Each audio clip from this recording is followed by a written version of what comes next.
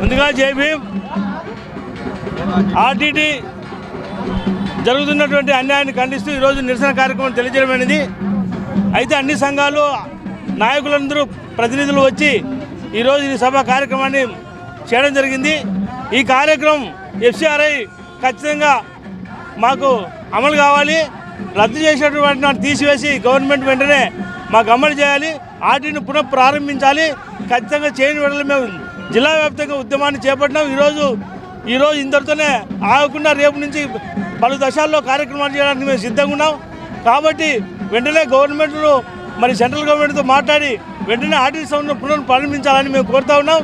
అలాగే మరి ఫెర్రర్ గారు చేసినటువంటి సేవ మరి ఆయన సేవ ఆకాశానికి అంటినట్టుగా చేశాడు. ఆయన సేవ మరవలేనిది, మాటలతో చెప్పలేనిది, మనం ఏ రకంగా కూడా ఆ సేవను వర్ణించలేని పద్ధతిలో ఆయన సేవ చేశాడు. కాబట్టి ఆయనను ఖచ్చితంగా ఆయన కోరికను నెరవేర్చాలి.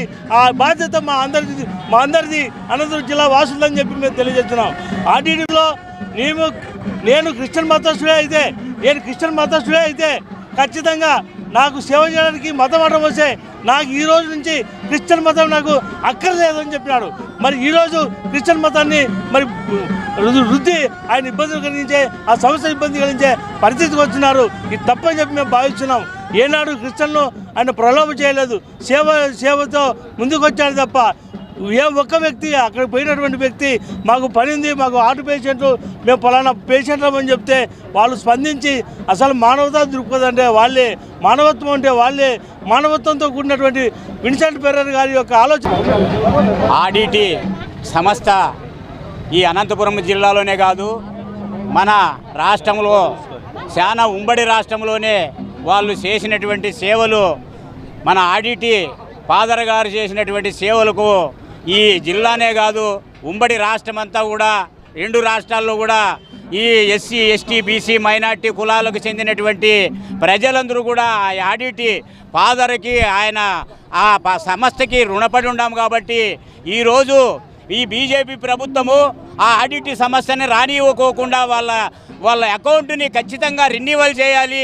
ఈ జిల్లాలో ప్రజా సంఘాల నాయకులందరూ పేరున పెద్దలు, నారాయణ స్వామి గారు, పెద్దన్న, చిన్న పెద్దన్న, మిగతా సంఘాలకు సంబంధించినటువంటి అందరూ కూడా ఉమ్మడిగా ఈ జిల్లాలో అంచెలంచెలుగా ఇక్కడ ప్రోగ్రాములు చేసేదానికి ఎనుకాడబోము. ఆర్టీటీ సమస్య కోసము ఏదైతే ప్రాణాలు రక్షించినటువంటి ఆర్టీటీ ఈ ఎస్సీ ఎస్టీలకు బీసీలకు అందరికీ కూడా ఈ సంఘము ఆర్టీటీ ఒక ప్రాణం ఇచ్చింది, ఒక విలువను పెంచింది.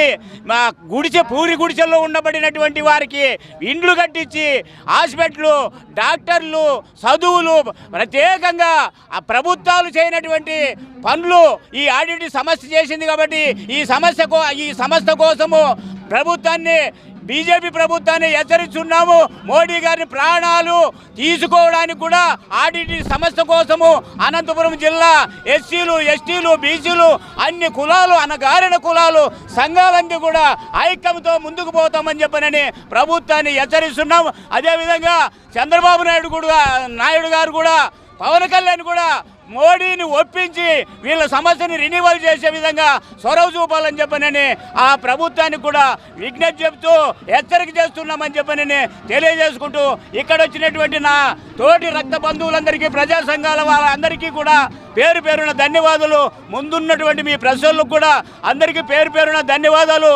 ఇది ముందుకు పోయే విధంగా ప్రెస్సులు ముందుకు తీసుకోవాలని చెప్పనని ప్రత్యేకంగా మీకు ధన్యవాదాలు.